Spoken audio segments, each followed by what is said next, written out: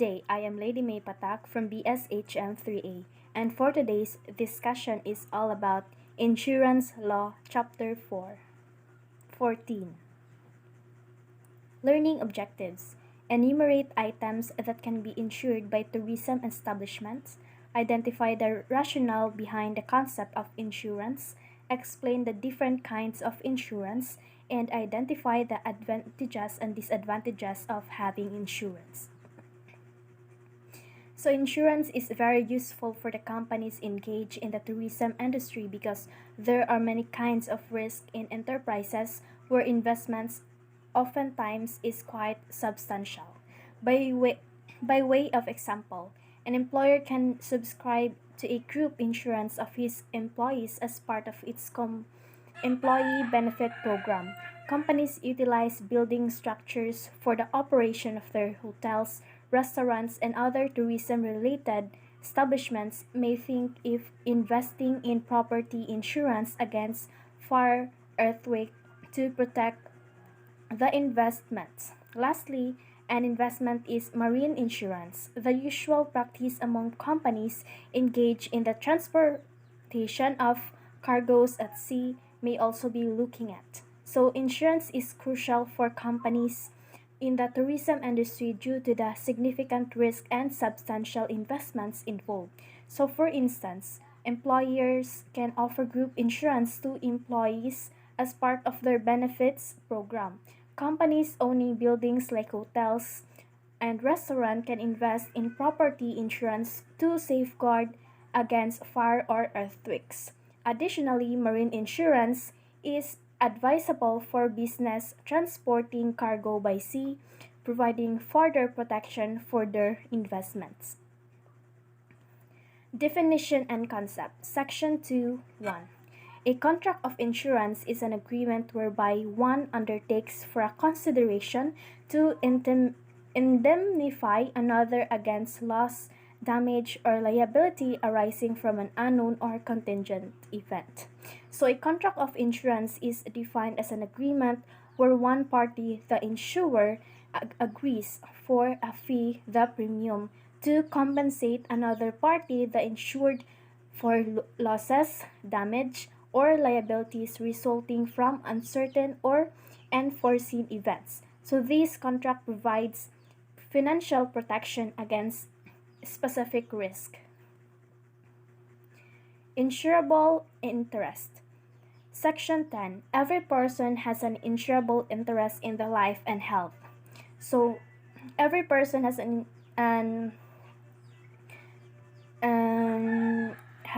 insurable interest in the life and health. Section 13.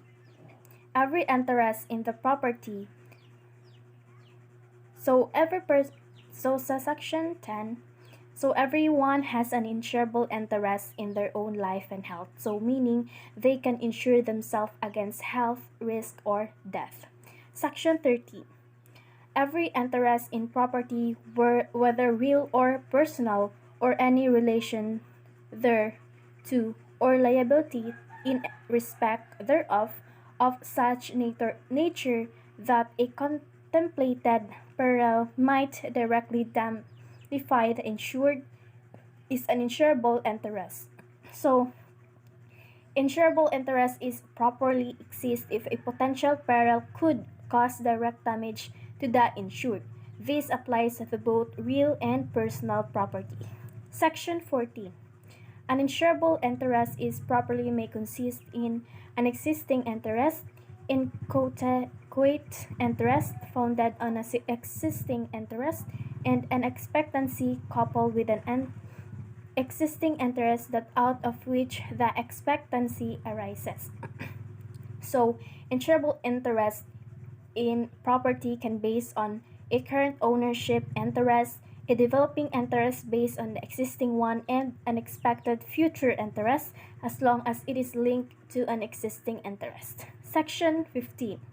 A carrier or depository of any kind has an insurable interest in a thing held by him as such to extent of his liability but not to exceed the value thereof. So, carriers or depositories have an insurable interest in the item they hold, up to the extent of their liability, but not exceeding the item's value. Beneficiaries. Section 18.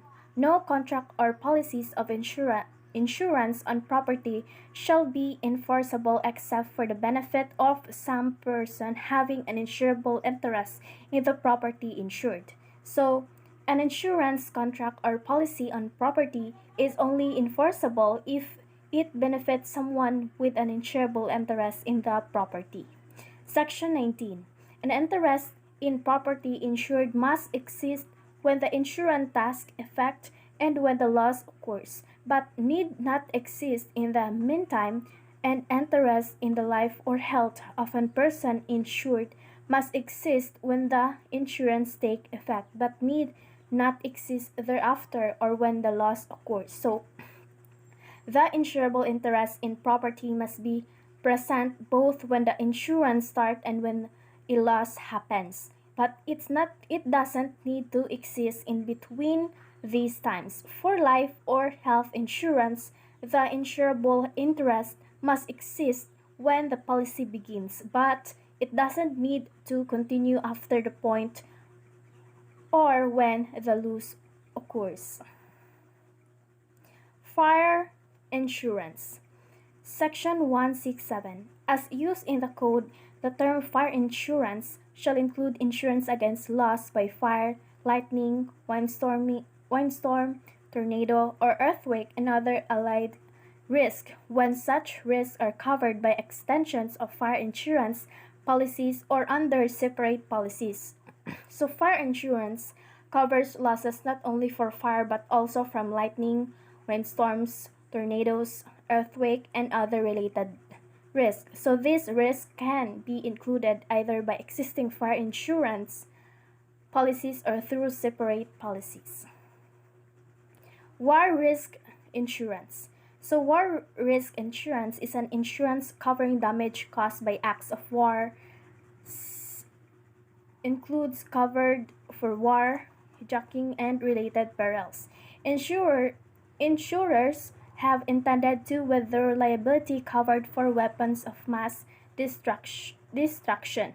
A subset of war risk insurance, or WMD, includes radioactive contaminations, electromagnetic pulse devices, chemical or biological weapons. So, war risk insurance provides coverage for damages resulting from acts of war, including hijacking and similar dangers. However, insurers plan to exclude liability for damage caused by the weapon of mass destruction, which encompasses radioactive contamination, electromagnetic pulse devices, and chemical or biological weapon. And that ends my discussion. Thank you. This is Lady May Patac saying thank you and have a good day.